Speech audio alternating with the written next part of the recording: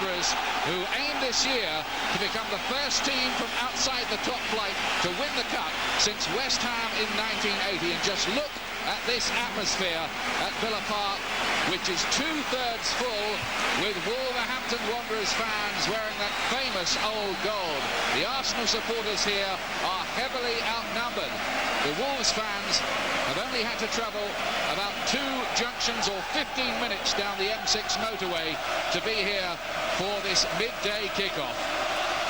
And they are generating a really turbocharged atmosphere around this ground. It's not far off being a home game, this, for Wolves of the First Division. But Arsenal, remember, have gone 8 games without conceding a goal in the Premier League, and they've got a real chance of repeating their vintage 1971 season when they completed the league and cup double. But Arsenal, well, maybe there are demons playing in the back of their mind that their only defeat since Christmas came in the semi-finals of the other cup competition, the Coca-Cola Cup, against Chelsea. So this should be some occasion, and let's check on the two sides for you. Wolves splashed out in the transfer market with 4 deadline signings last week, but only one of them plays here, and that is Steve Claridge, the Maverick striker whose goal won last year's Coca-Cola Cup final for Leicester City. The captain, Keith Curle, and Don Goodman, the striker whose goal knocked out Leeds in the last round. They were both injury doubts, but both have passed fitness tests this morning.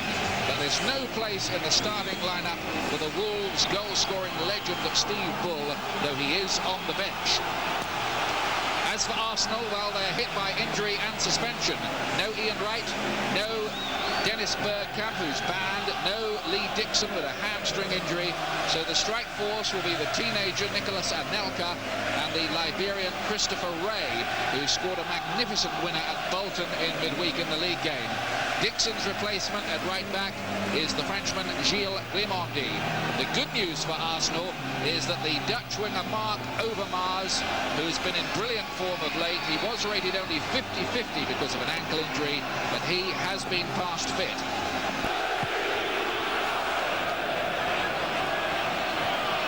Curl wins it in the air. He was once the most expensive defender in the country when Manchester City signed him, but a little longer in the tooth now. Wolves worked it out well in the end. Williams getting it back to Sagers. Winterburn with the header forward. Here's Anelka. Sedgley getting a foot in.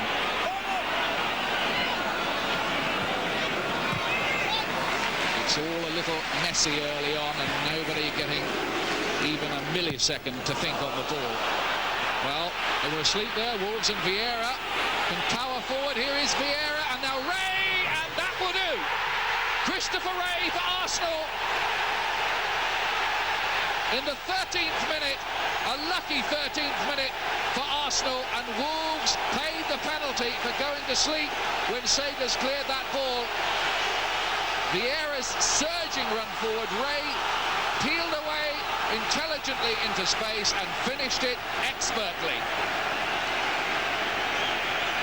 And he's coming up with a lot of important goals of late, Christopher Ray. Dean Richards. Long towards Goodman, who might have got in behind here. Here's Goodman! And Seaman was quickly out. The bounce wasn't kind for Goodman, who's apologising because his studs were rather up. And Seaman, who's only just got back from a broken finger injury, might have got another one there. Overmars will pick it up again. Petit trying to get in the cross. Wolves pegged back, only Claridge forward. Parla, difficult one that for Sagers, who handled it very, very well. And this is a greasy ball too, and surface. That was an exceptional piece of handling by the veteran goalkeeper. That is very difficult, bouncing in front of him. He did very well not to score that, Sagers. Here is Simpson.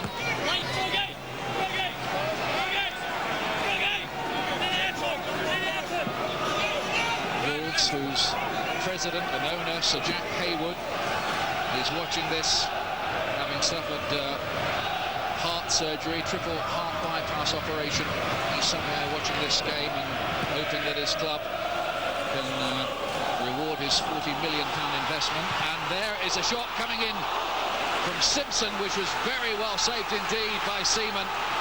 Something out of nothing there for Wolves.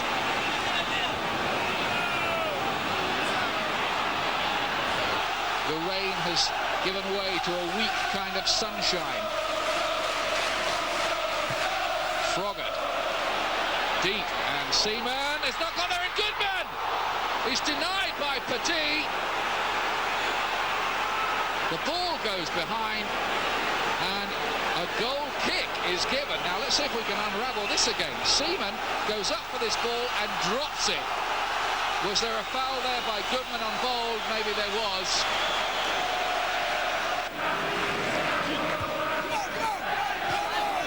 Here's Vieira, who's had a very good game in there, and hit Petit, who knew not much about it. Now then, here is Bull.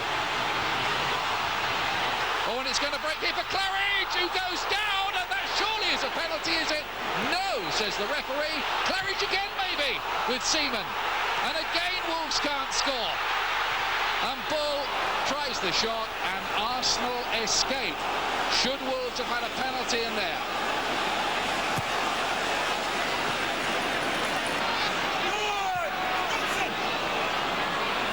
Froggatt trying to get down there, but Adams is across to cover.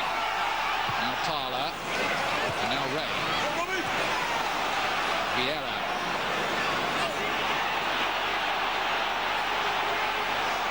It's a good run through the middle, and here is Winterburn, beaten out by Sagers. It was on its way on the near post.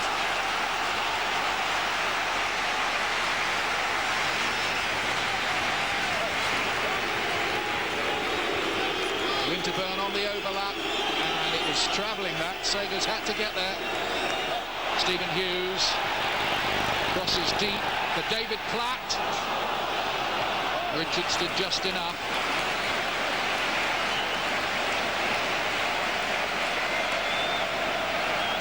Mostly on the bench this season, David Platt, but it has produced some important moments, notably a winner over Manchester United at Old Highbury earlier on.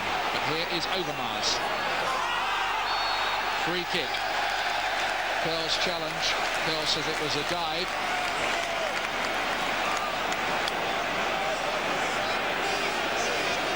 But it's a desperate situation for Wolves now. Looks like Hughes will be the one who hits this. He really does have a very, very sweet left foot. They're complaining that the Wolves wall isn't 10 yards away, and I think that's right. But here is Hughes, who got it through, but wide. Oh, Sagers was grateful about that. How did that get through? Well, the wall broke up, and Hughes hit it through a gap. They were lucky there, Wolves. Overmars. Still Overmars. Look at this run. Down he goes, and no penalty is given. And then the shot from Platt, smuggled away by Sagers. All kinds of incident there. Well, look at this. Is this a penalty? Williams' challenge. And again, I think the referee has got it right. He's had a good match, Stephen Lodge. Wolves just haven't been able to provide the firepower needed to break down this ultra-resilient Arsenal side, who can keep on dreaming of a repeat of their 1971 double in the days of Radford and Kennedy and McClintock and Geordie Armstrong out on the wing. Pat Rice, Arsene Wenger's number 2, a part of that particular triumph. The whistle goes. Arsenal are at Wembley for the FA Cup final. Tony Adams is there again. Bitter disappointment for Wolves and their huge contingent of fans. But Arsenal, after a gap of 5 years, are back in the FA Cup final. They failed at the final hurdle in the Coca-Cola Cup this year, but they've made it in the FA Cup. Mark Overmars, who I'm sure will have watched a lot of FA Cup finals in Holland on television. He does, of course, go all over the world. Now it looks as if he will be playing in one. A final scoreline then in this FA Cup semi-final that reads Wolverhampton Wanderers 0, Arsenal 1.